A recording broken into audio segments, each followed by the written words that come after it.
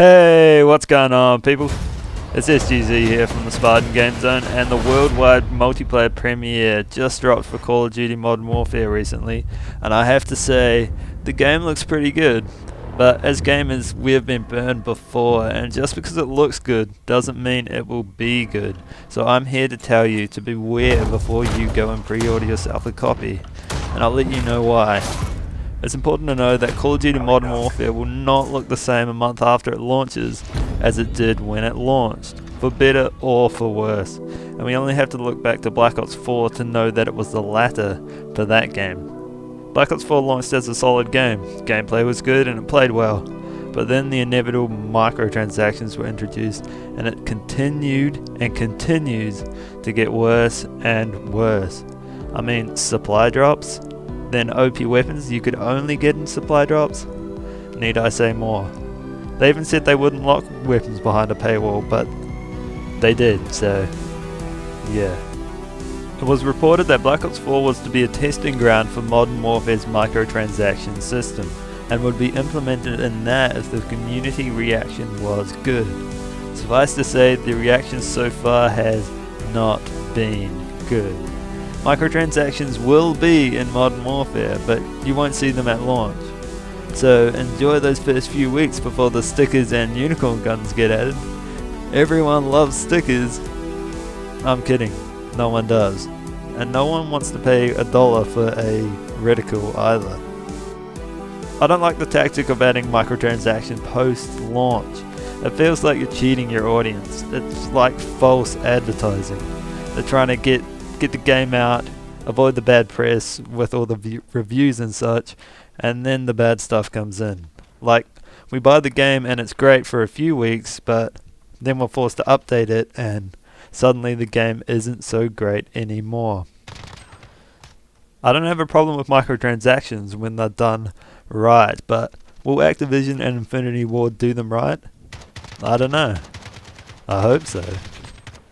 Probably not. Generally, Infinity Ward have treated the community well, but they don't have control over everything. Their publisher, Activision, has the final say on a lot of things. But community engagement is important. When they listen, when they act. Treyarch used to be the saviors of Call of Duty, couldn't do anything wrong until Black Ops 4, and it all changed. Good reputation means a lot to these studios, and Infinity Ward has the opportunity to build on that, or tear it down. You should also know that for the first time in a long time, 10 years or so, Modern Warfare will be scrapping the traditional Season Pass. But does that mean there will be no Season Pass? Here's the official quote. The team is eliminating the traditional Season Pass so that they can deliver more free maps and content as well as post-launch events to all players. Read into that what you will. Sure, Modern Warfare will have free maps, but whether they are the same maps with altered lighting or weather effects like Black Ops 4 remains to be seen, and the multiplayer premiere did state that we have day and night versions, so be interesting, maybe we're getting night versions of some of the ones that are stuck in daytime, who knows. Considering the traditional Season Pass is being eliminated, it's also interesting to think about the kind of revenue model Infinity Ward will adopt for Modern Warfare. If the usual money from Season Pass sales isn't coming in, they'll probably be expecting it from somewhere else. This could mean a more aggressive monetization strategy in the form of microtransactions, which would be overkill for a full price game. Or maybe they're expecting a high volume of sales, which, if successful, may make them monetize less aggressively, but I can't be sure. There are things we can control though, like not pre-ordering the game. If you want to pre-order, by all means go ahead. I'm just informing you so you can make an informed decision. It's good to know that the beta is open this time. Pre-ordering gives you early access, but you don't have to pre-order it if you want to play the beta, which I think is good. But overall, pre-orders can have the tendency to result in an unpolished product, as studios may stop adding features when they see the pre-order numbers rising. When these numbers are low, they have to impress everyone at launch by launching a great game, but when they are high, they feel as though maybe the money is almost in their pockets, so perhaps they don't try as hard.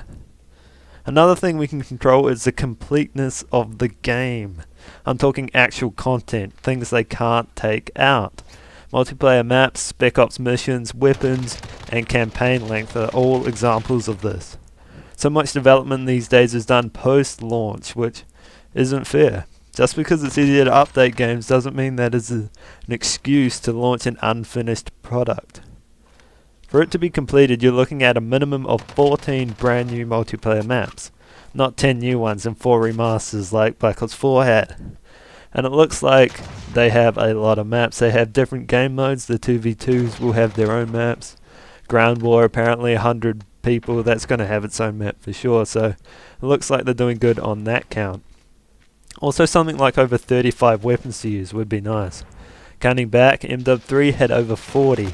Black Ops 1 had 37, but Black Ops 4 only had 26 guns when it released.